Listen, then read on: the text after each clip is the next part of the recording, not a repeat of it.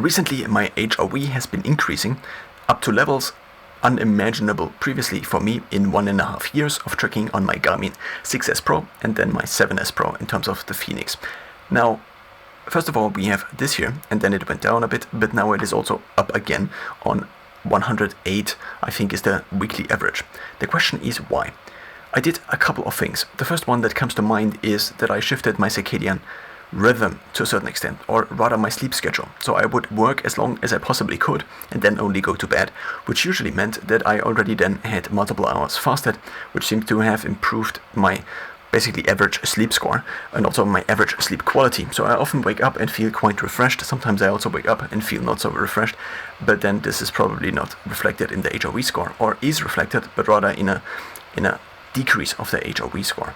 So what I also did is I, to a certain extent, reduced my training load. Previously, I did for a couple of weeks an additional evening training that would last for 10 minutes of core time, plus whatever I needed for changing and also showering.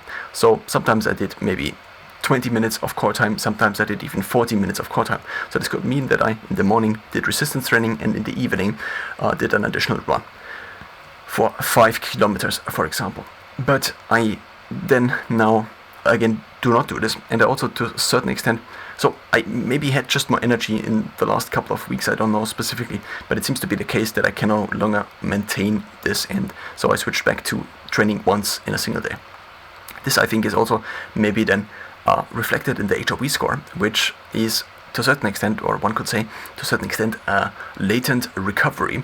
So basically recovery, but over weeks, maybe even months. I'm not particularly sure about this.